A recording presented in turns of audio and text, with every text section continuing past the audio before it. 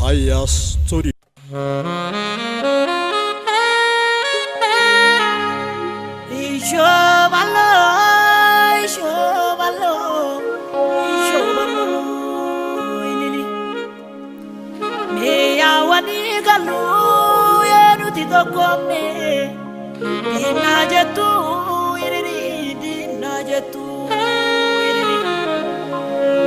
Walgae goni bada, walgae goni goda.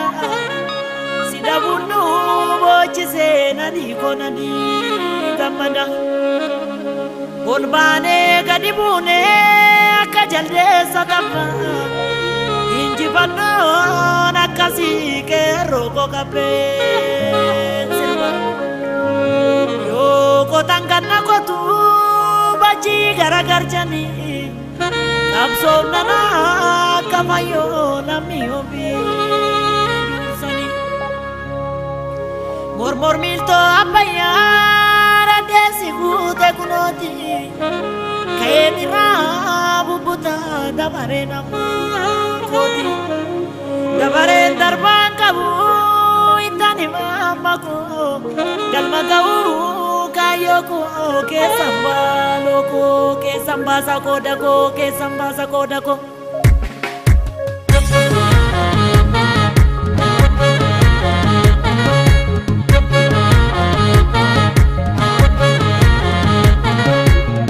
akagotani jarana me akagotani ubitinde sawalke kuni korsa mawali do tumdani dokuma kenya nu ibumi dokuma kenya nu ibumi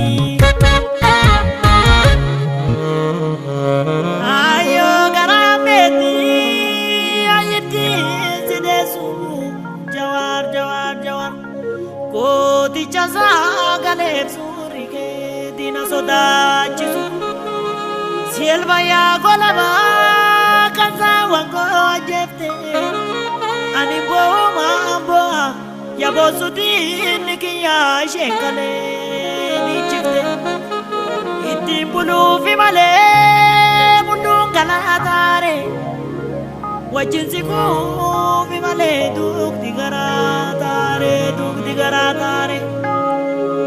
ganna bajaki sanan galana resodane adu safa sanan gati sabarma channagne iti chichu falmane aragenya ka kuno sirabu tu mitata dini obji sadiro ichi sumbote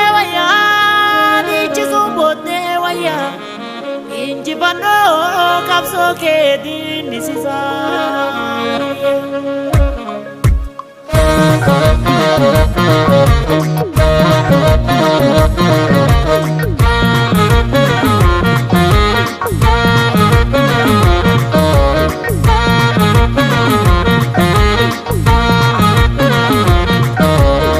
kane akanu tokumani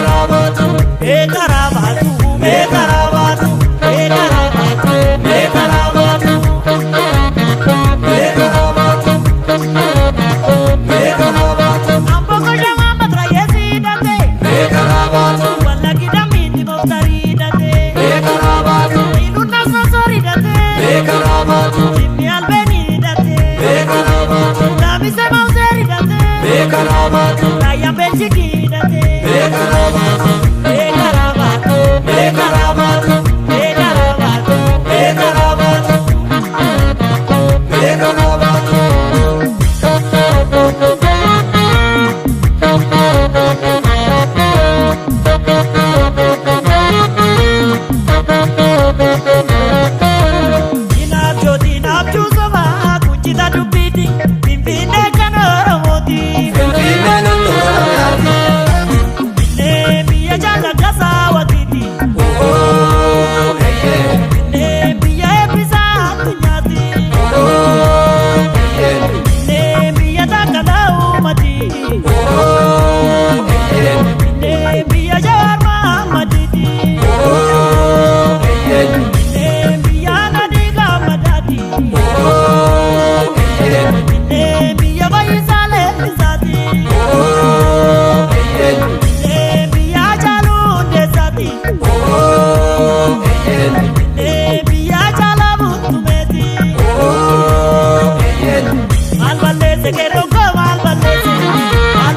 baase boolle koo maal balleessi mata biyyaa bilisa baase biyyaattumaa bilisa baase mata biyyaa bilisa baase biyyaattumaa bilisa baase mata biyyaa bilisa baase keenya bimmalee keenya maalumaaf keenya keenya bimmalee keenya maalumaaf keenya keenya bimmalee keenya maalumaaf keenya maalumaaf keenya maalumaaf keenya